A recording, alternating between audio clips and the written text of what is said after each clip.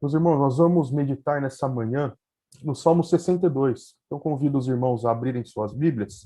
Salmo 62. Salmo 62. Nós faremos a leitura do Salmo todo. Salmo 62. Acompanhe na sua Bíblia. Ao mestre de canto, segundo a melodia de Jedutum de Davi. Somente em Deus a minha alma espera silenciosa. Dele vem a minha salvação. Só ele é a minha rocha, a minha salvação e o meu alto refúgio. Não serei muito abalado. Até quando vocês atacarão um homem, todos vocês, para o derrubarem como se fosse uma parede pendida ou um muro prestes a cair? Só pensam em derrubá-lo da sua dignidade. Eles se alegram na mentira, de boca bendizem, porém no interior maldizem. Somente em Deus a minha alma espera silenciosa, porque dele vem a minha esperança. Só ele é a minha rocha, a minha salvação e o meu alto refúgio, não serei abalado. De Deus dependem a minha salvação e a minha glória. Ele é a minha forte rocha e o meu refúgio. Confie nele em todo o tempo, ó povo. Derrame diante dele o seu coração. Deus é o nosso refúgio. Pura vaidade são os homens plebeus. Os de fina estirpe não passam de falsidade. Pesados em balança, eles juntos são mais leves do que a vaidade. Não confiem na opressão, nem ponhais falsas esperanças na rapina.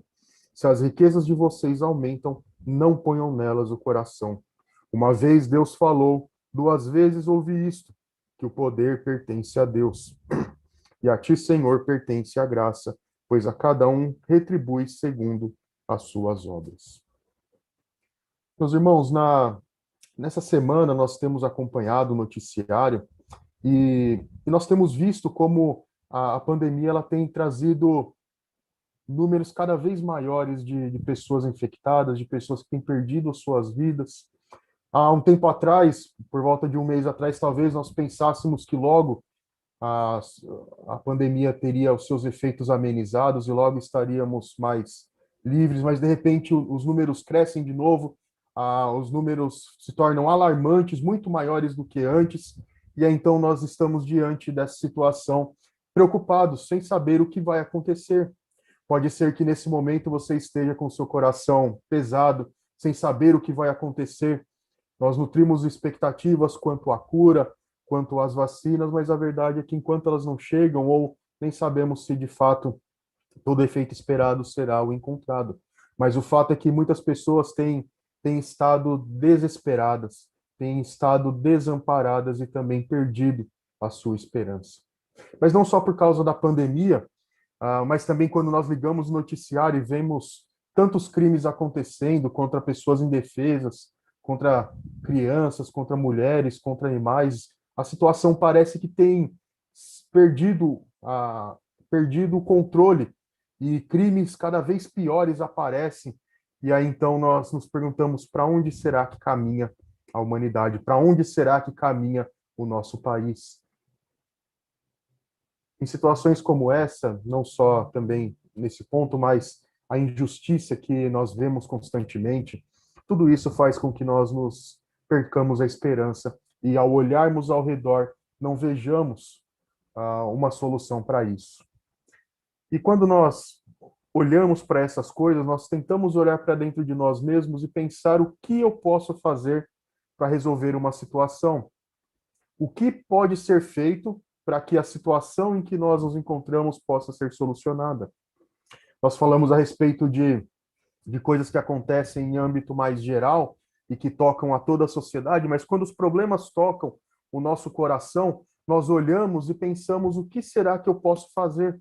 Como eu sairei deste problema? Como eu faço para solucionar tudo isso? E aí o plano que nós traçamos muitas vezes parece que não dará certo. Ou então nós chegamos a colocar o nosso plano em execução, mas nós vemos que faltam forças, faltam condições para que nós possamos conseguir aquilo que nós desejamos. O Salmo 62 ele é muito interessante porque o salmista ele fala consigo mesmo. Nos outros salmos nós vemos sempre uma conversa do salmista com Deus, clamando por socorro, por misericórdia, adorando a Deus, louvando e exaltando o seu nome. Mas o Salmo 62, ele parece ser uma conversa do salmista com ele mesmo, uma conversa dele com a sua alma. Talvez o que levou o salmista a escrever esses salmos tenha sido um momento desse, em que ele estivesse em dificuldade, talvez estivesse em perigo, e ao olhar ao redor, ao olhar para suas próprias forças, ao olhar para aqueles que estavam à sua volta, talvez ele tenha chegado à conclusão de que ele não poderia fazer nada. E aí, nesses momentos, quando nós vemos que as nossas forças são muito frágeis, nós ficamos naquele dilema. Muitas vezes nós professamos e entendemos com a mente que Deus controla e dirige todas as coisas, ele pode nos socorrer, ele irá nos socorrer em tempos de dificuldade, mas o nosso coração se angustia, o nosso coração se desespera. Então, esse salmo é como se o salmista estivesse conversando. Minha alma, espere com paciência no Senhor. Então, é como se esses momentos de desespero e de desesperança tivesse tomado conta do salmista e ele, então, ao considerar toda a situação e olhar para Deus, ele tenha escrito esse salmo. Então, a primeira coisa que o salmista fala nos versos 1 até o 4 é que nós devemos ter plena confiança em Deus. Os dois primeiros versos, eles se repetem, versos 1 e 2, eles se repetem depois com alguma variação nos versos 5 e 6. Então o salmista começa: somente em Deus a minha alma espera silenciosa, dele vem a minha salvação. Essa primeira frase, ela é uma afirmação de que o salmista espera só em Deus e a sua alma descansa no Senhor. Então o salmista, ele sabe, ele conhece a palavra de Deus, conhece a lei de Deus, como nós lemos no Salmo 99 e lemos ao longo das Escrituras, Deus é um rei que está sentado no trono, controlando e dirigindo toda a história. Então a constatação que o salmista faz é: a minha alma espera no Senhor, porque somente dele vem a salvação. Então a ideia do salmista é de alguém que está passando por dificuldades e ele ora a Deus pela solução. Só que ele não é alguém que determina e diz que Deus é obrigado a cumprir a sua vontade, obrigado a fazer aquilo que ele deseja. Nem também alguém que clama para que Deus faça logo, ou traga logo a libertação. Mas o salmista diz à sua alma: espere. Espere com paciência, porque Deus dará a solução. É como se o salmista ele dissesse: bem, a situação é essa, eu não consigo encontrar a solução para o meu problema, mas Deus pode encontrar a solução. E ele trará a solução para isso. Mas enquanto ela não vem, a minha alma descansa no Senhor. A minha alma espera no Deus que pode solucionar. O Salmo 131 fala que a nossa alma é como se fosse a de uma criança que foi alimentada e agora descansa nos braços da mãe. Assim deve ser a nossa relação com o Senhor, esperar nele, esperar com paciência, sabendo que ele resolverá e dará a resposta para todas as coisas. E o salmista ele constata isso porque ele sabe que dele vem a salvação, somente de Deus vem a salvação. Então, por isso, ele pode esperar com paciência no Senhor. Quando nós olhamos para o Salmo 121, o salmista ali, ele eleva os seus olhos para o monte e clama: de onde me vem o socorro? Em momentos de aflição e que nós constatamos a nossa fragilidade, muitas vezes nós pensamos nisso, somente Deus pode solucionar. Então nós olhamos para o alto e dizemos: quem pode me socorrer? E então a resposta do salmista ali no Salmo 121 é: quando ele ergue os seus olhos para os montes e pergunta de onde que vem o socorro, ele constata: o meu socorro vem do Senhor, que fez os céus e a terra. O fato de Deus ser o criador do nosso universo mostra que ele tem controle sobre tudo. Ele controla todas as coisas criadas, a natureza, os seres humanos, controla o universo, nada está fora do seu controle. Por isso, então, quando nós nos vemos diante dessas situações, nós devemos esperar no Senhor, devemos confiar plenamente que Ele dará a resposta e que Ele nos socorrerá. Seja a resposta positiva às nossas orações, ou seja, uma resposta negativa àquilo que nós pedimos, nós devemos confiar que Deus sempre dará a resposta de acordo com a sua vontade, de acordo com o seu querer e de acordo com o seu propósito. E aí o salmista, então, ele contrasta essa situação de uma pessoa que espera em Deus, versos 1 e 2, com alguém que vive completamente afastado de Deus, nos versos 3 e 4. Ele pergunta: até quando vocês atacarão um homem, todos vocês para o derrubarem como se fosse uma parede pendida ou um muro prestes a cair? Só pensam em derrubá-lo da sua dignidade. Eles se alegram na mentira, de boca bendizem, porém no interior maldizem. Então, a figura que nós temos aqui é de alguém que está atacando uma pessoa, que está atacando alguém para destruir. E essa pessoa que está sendo atacada é uma pessoa muito frágil. Ele falei que é uma parede pendida, prestes a cair. Então, é alguém que já, por si só, está em grande dificuldade, por si só, já padece sofrimentos, talvez, e falte-lhe forças. E ainda assim, homens maus continuam atacando para que ele seja derrubado, para que ele seja destruído. E então a maldade é executada contra essa pessoa. E a situação é agravada no verso 4, porque ele diz que só pensam em derrubá-lo da sua dignidade, então praticar todo o mal para destruir aquela pessoa e ela não tenha mais como se reerguer, como reaver a sua dignidade. E aí essas pessoas estão fazendo todas essas coisas não por um motivo justo, mas estão fazendo baseados na mentira. O verso 4 diz que eles só se alegram na mentira, de boca bendizem, porém no interior maldizem. Então são pessoas que estão atacando a outra pessoa, não diretamente pela frente, mas estão usando a mentira e a maledicência para executarem isso. Então, de boca eles bendizem, eles falam coisas boas, mas o seu interior planeja o mal, do seu interior eles maldizem. Então são pessoas que agem na traição, que agem pelas costas no sentido de derrubar a pessoa, no sentido de destruí-la da sua dignidade. Aqui, então, nós temos, diante desse contraste entre os versos 1 e 2, de alguém que confia e descansa no Senhor, com aquelas pessoas que agem mal, porque a palavra de Deus, ela diz que aqueles que permanecem no Senhor têm nele um refúgio, uma fortaleza. Volte no verso 2.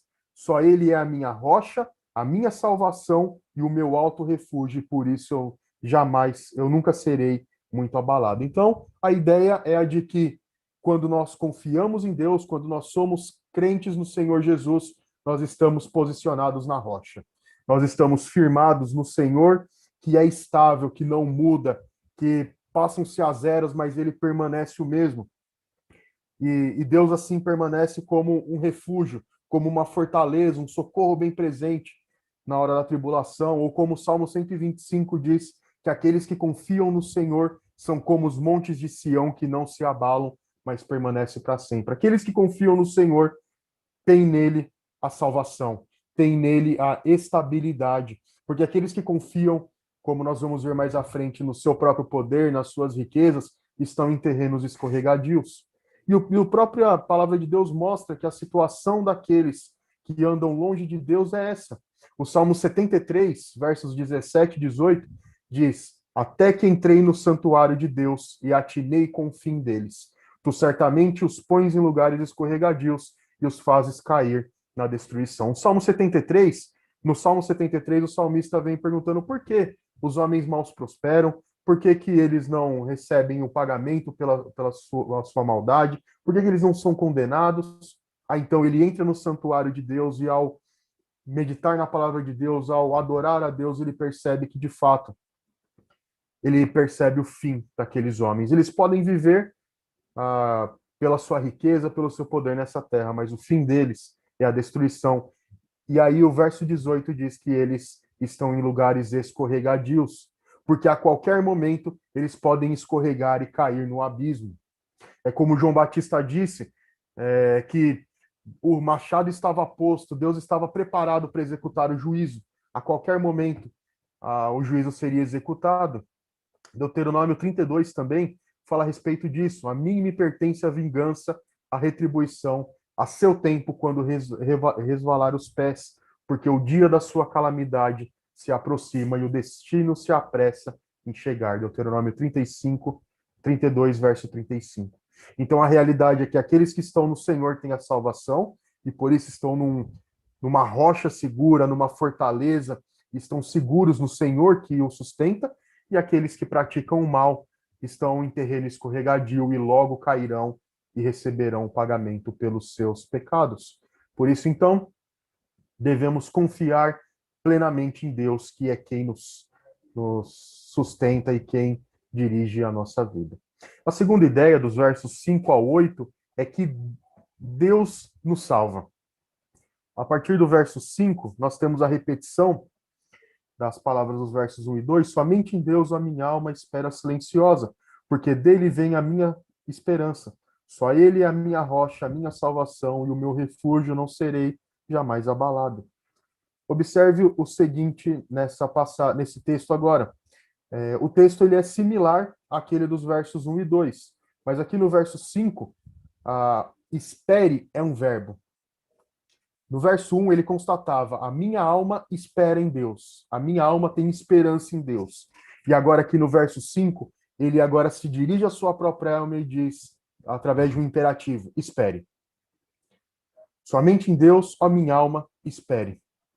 E faça isso de forma silenciosa.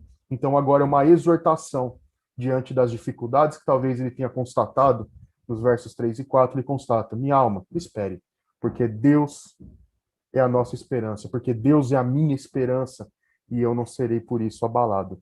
Outra diferença que nós temos é que o final do verso 1, nós temos que dele vem a minha salvação.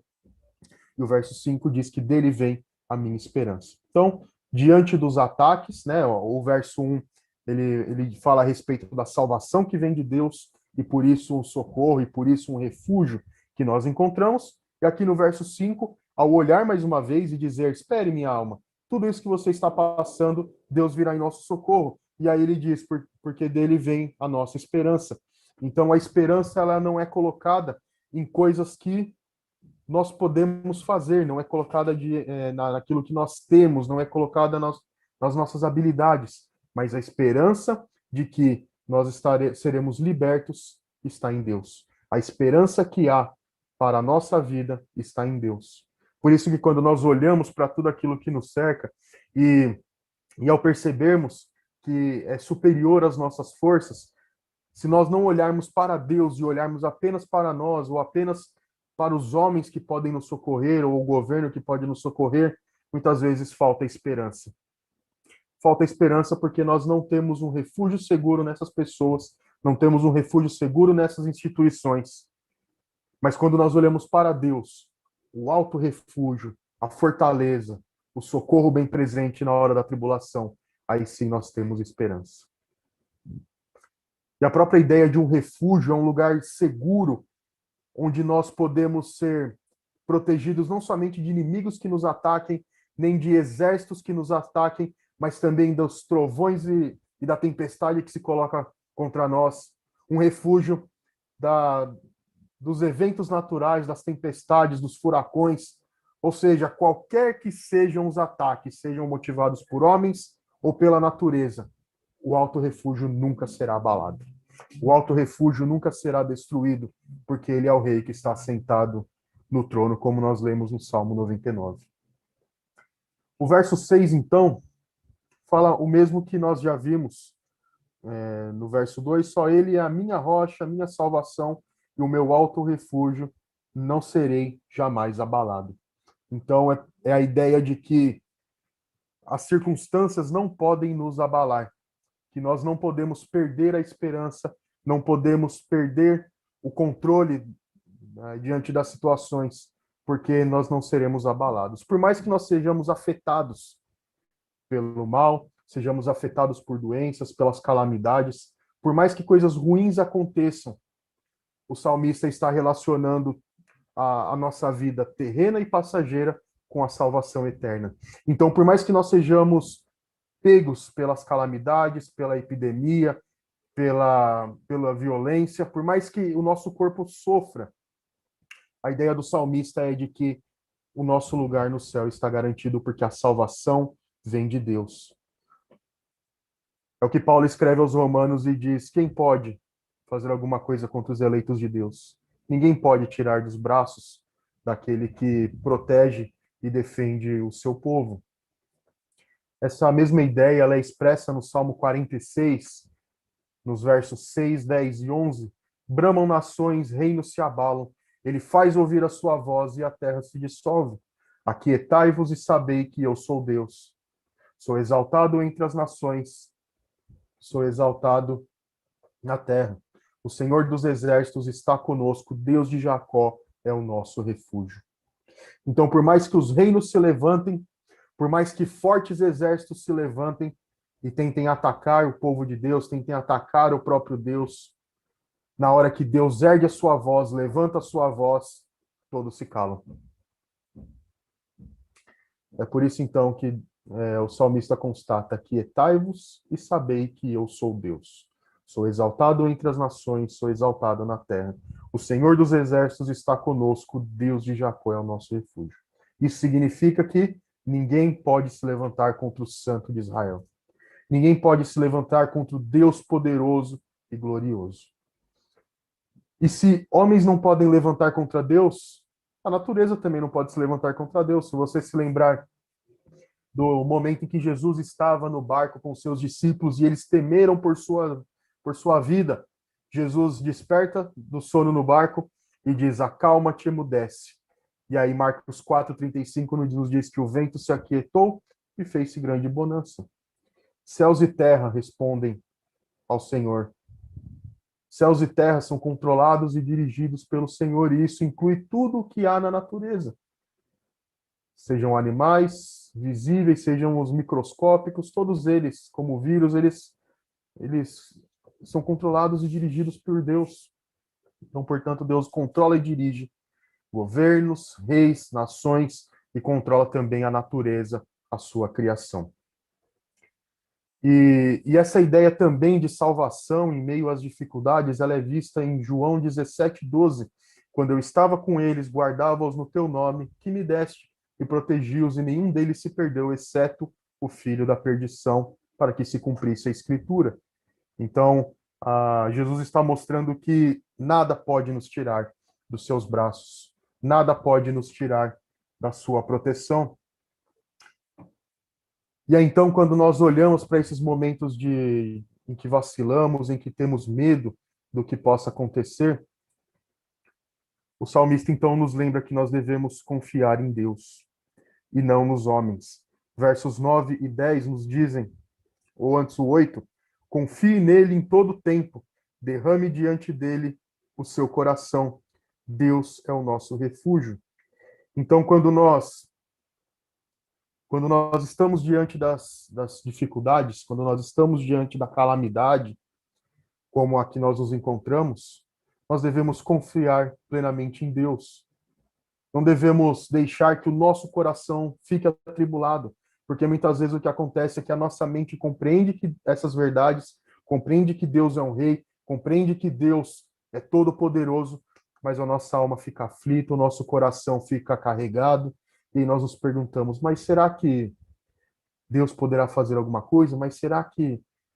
Ou então nós perguntamos: será que eu vou conseguir sair dessa situação? Como será que fica tudo isso? Então nós não devemos deixar que esses mas, e será que, tomem conta da nossa alma, para que nós não professamos com a boca que cremos em Deus, tenhamos na mente as verdades, mas o nosso interior ele é incrédulo porque ele não acredita e não confia plenamente em Deus.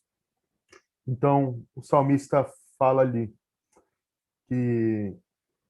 E aí nós temos dois imperativos aqui, duas exortações ao povo. Confie, o primeiro deles, em todo o tempo no Senhor, então, para que o seu coração não fique atribulado, preocupado, confie em Deus em todo o tempo, e aí por isso nós esperamos em Deus. E a segunda exortação é: derrame diante dele o seu coração.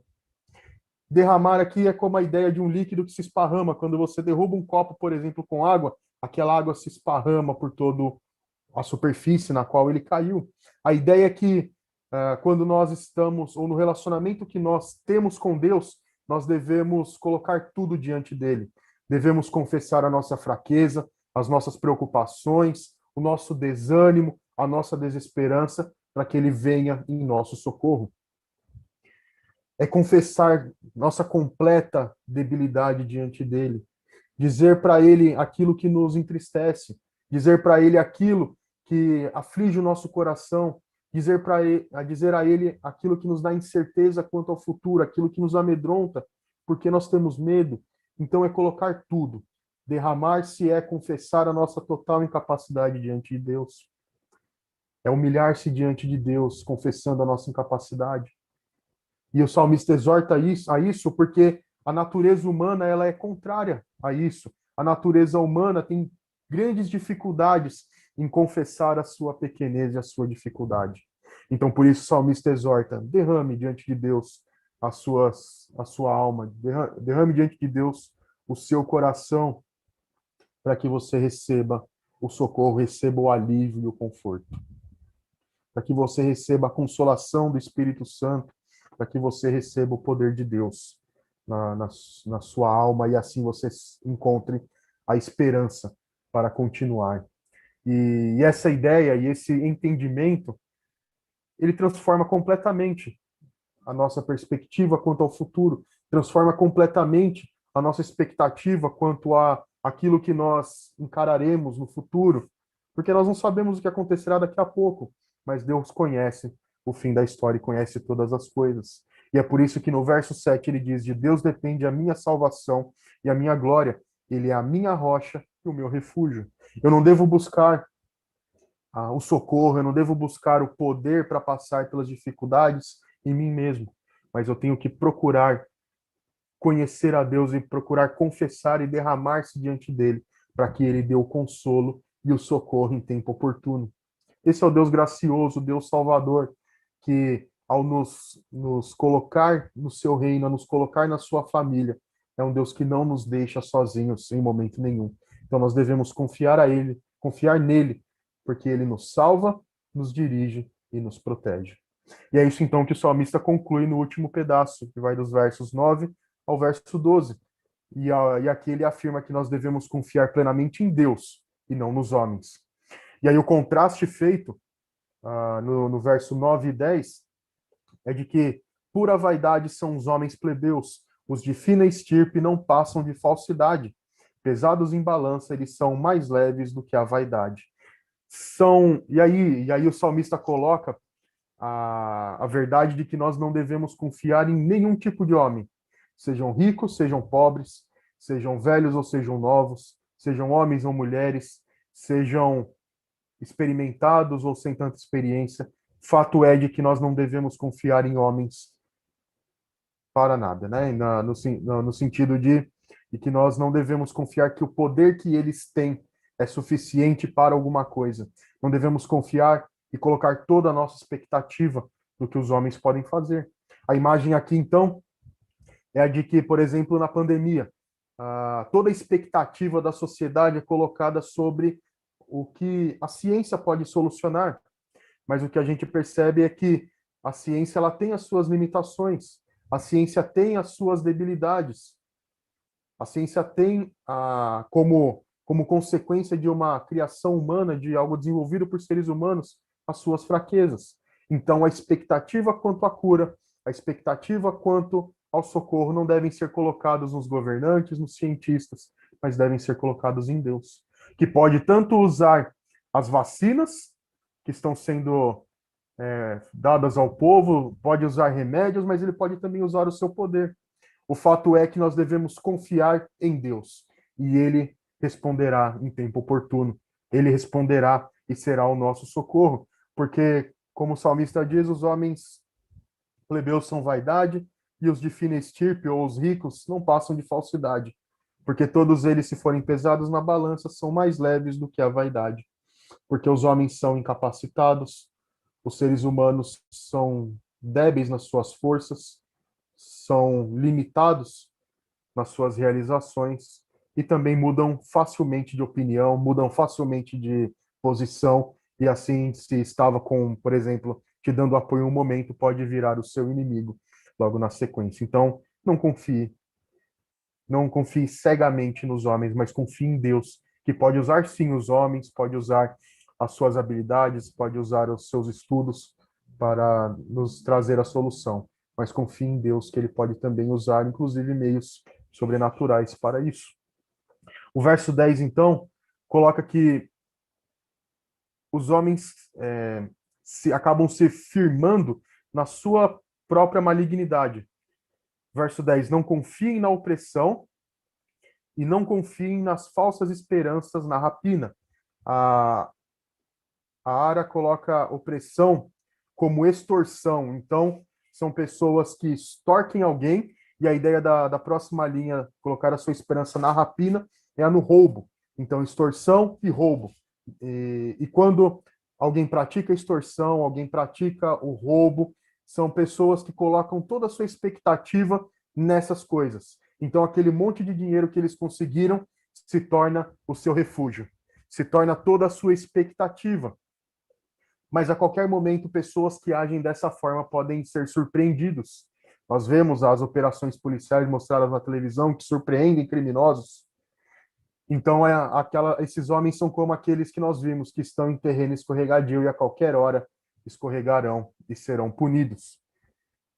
A segunda parte do verso 10, se a riqueza de vocês aumenta, não ponham nelas o coração. Então, essas pessoas enriquecem, conseguem grandes patrimônios, grandes somas de dinheiro, mas a motivação ou a fonte disso é o crime, é o pecado, a extorsão, o roubo,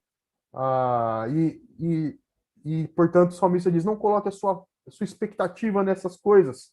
Ou mesmo se você consegue o seu dinheiro de modo lícito, não coloque a esperança nele, não ponha nelas o coração, porque são todas coisas que passam, que são frágeis e que não podem de fato dar-nos a segurança.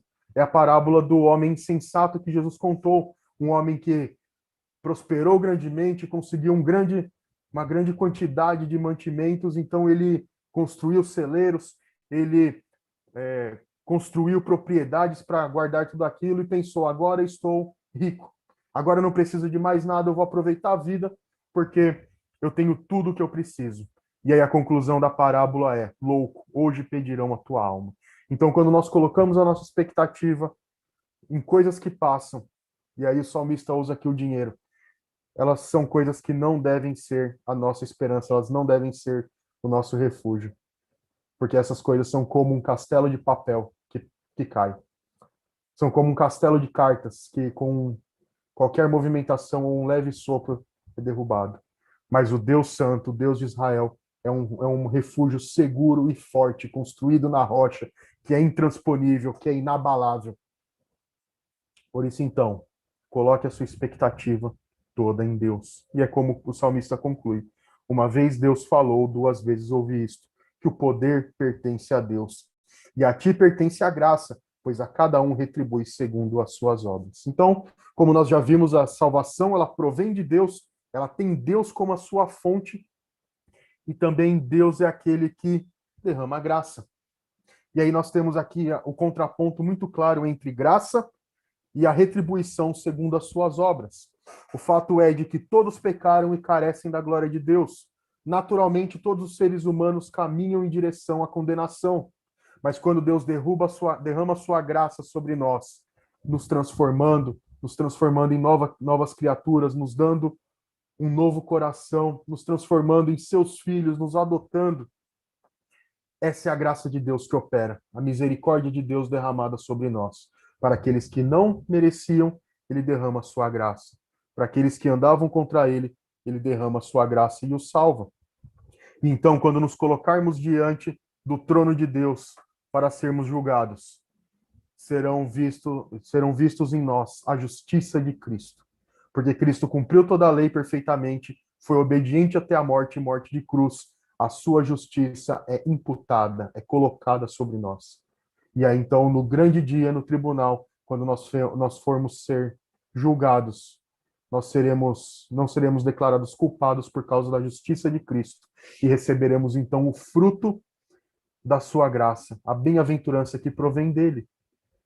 Agora, para aqueles que andam em seus pecados, que extorquem, que roubam, que andam longe da vontade de Deus e daquilo que é agradável a ele, aqueles que pervertem o direito, aqueles que mentem, que fazem todos os pecados possíveis. Todos esses que não estão em Cristo receberão o castigo, pois a cada um retribui segundo as suas obras. Porque a cada um Deus punirá segundo os seus feitos. Por isso o salmista considerou mais de uma vez no Salmo: dele vem a minha salvação. Dele vem a minha salvação. Ele é a minha rocha, o meu refúgio. Ele é a minha esperança. Dele depende a minha salvação e a minha glória. Ele é a forte rocha. Porque vem dele a justiça para nós não sermos condenados. Vem dele tudo aquilo que nós necessitamos para desfrutarmos de um reino eterno. Então, com essa visão de que há uma eternidade diante de nós, de que há um novo reino no qual nós estaremos, a tensão do Salmo é de que a maldade ela acontece no mundo, o sofrimento acontece no mundo, mas há uma eternidade diante de nós, na qual Deus será a luz de dia e de noite, onde todas as coisas passarão e as debilidades das quais nós desfrutamos hoje não serão mais realidades naquele lugar. Mas enquanto nós estamos nesse mundo, enquanto nós estamos passando por dificuldades, passando pelos sofrimentos, nós devemos saber que tudo isso é consequência do pecado. A própria criação, a própria natureza geme e suporta aflição por causa do pecado, que afetou toda a criação, que afetou tudo. E aí a redenção em Cristo é que restaura tudo isso ao estágio, a um estágio superior àquele da criação. A consumação de todas as coisas será um estágio superior àquilo que era no início. Então nós devemos ter em mente isso. O nosso mundo geme e suporta aflições. Existem pandemia, violência, doenças, injustiças, porque o pecado afetou todas as esferas da vida. E qual que é a nossa expectativa, então?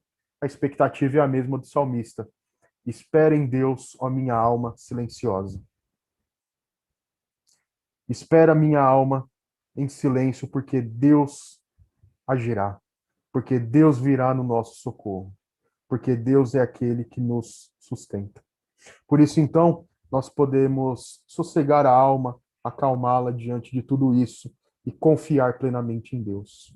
Nós precisamos deixar de olhar simplesmente para o horizontal e olharmos também para o vertical. Porque quando nós olhamos apenas para as coisas desse mundo, olhamos apenas para o que nós podemos fazer, o que o governo pode fazer, o que o Ministério da Saúde pode fazer, o que os médicos podem fazer, a desesperança vem. Porque aí o que nós vemos são os leitos insuficientes, não existem os remédios, as vacinas são poucas. Então, se nós olharmos nessa perspectiva, nós nos desesperaremos. Nós viveremos sem esperança. Nós vivemos nos arrastando porque não há mais saída, não há mais salvação. Mas quando nós olhamos para cima, olhamos para o céu, nós vemos um Deus sentado no trono, um Deus controlando e dirigindo todas as coisas. E aí um coração que espera no Senhor, um coração confiante, sabe que ele virá em nosso socorro. Sejamos afetados pela calamidade ou não, nós estaremos seguros nos braços de Cristo. Estaremos seguros nos braços de Deus. Nós não devemos temer, meus irmãos, porque há uma promessa de um novo céu e uma nova terra. Há uma promessa de um novo lugar. E se nós passarmos daqui, se nós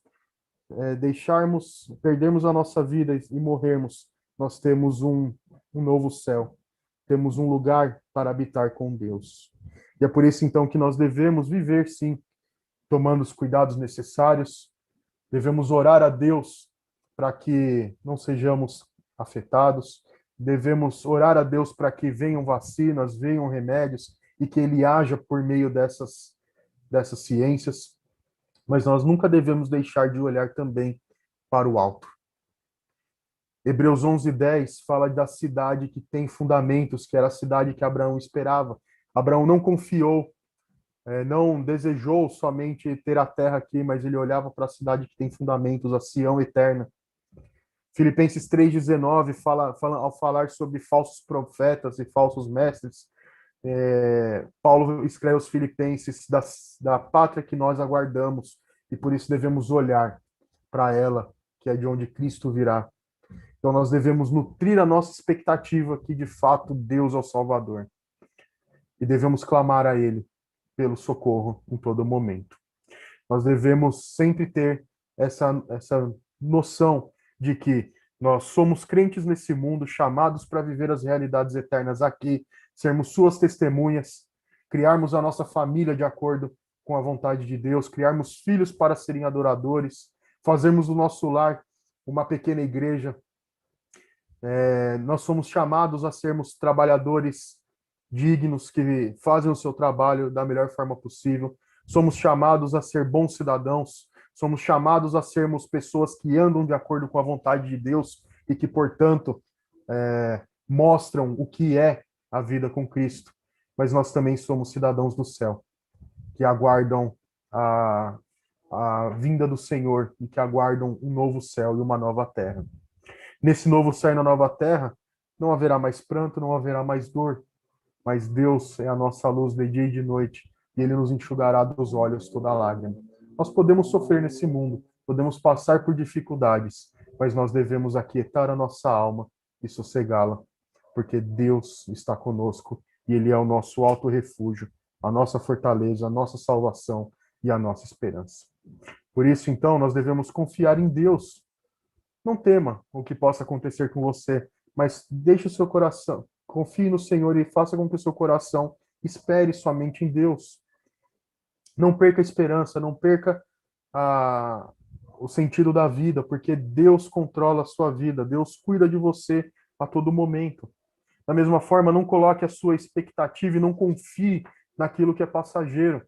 Qualquer que seja, não confie cegamente em homens, não confie cegamente na sua arte, cegamente na medicina, na ciência, mas confie em Deus, que pode usar esses instrumentos para a sua glória, pode usar esses instrumentos como nosso socorro aqui para a cura, mas confie em Deus, porque dele vem a tua salvação. Confie em Deus, que sempre estará contigo e cuida de você em cada momento. Então, por isso você pode descansar e confiar no Senhor, por causa da graça de Deus que é derramada em nós. Então, não se desespere em tempos de calamidade como esse. Não perca a esperança. Não perca o sono por causa disso. Não perca a alegria da vida, porque a tua alegria, a minha alegria e a nossa alegria deve estar em Deus. A nossa esperança deve estar em Deus. E a nossa esperança deve estar completamente em Deus. Portanto, creia que Ele pode te socorrer e descanse nele. Vamos orar? Senhor nosso Deus, nós, ao olharmos para a tua palavra, vemos o poder da tua graça. Podemos ver o socorro do Senhor em todos os momentos, ó Pai. Nesse momento em que muitos de nós se encontram desesperados e desalentados, ajuda-nos a pôr os olhos no Senhor e considerar que o Senhor é o nosso alto refúgio, a nossa fortaleza e o nosso socorro bem presente no tempo da tribulação. Por isso, então, nós não temeremos, ainda que tudo ao nosso redor se abale. Por isso, ó Pai, nós pedimos que o Senhor conforte os nossos corações, que o Senhor console aqueles que perderam entes queridos, aqueles que têm sofrido as consequências da pandemia. Conforta, Senhor, e ajuda-nos a confiar plenamente no Senhor. Ajuda-nos a quietar as vozes do nosso interior que nos levam a duvidar do Senhor e ajuda-nos a nos silenciar e esperar no Senhor o socorro. Ajuda-nos, Senhor, e nos instrua. Em nome de Jesus. Amém.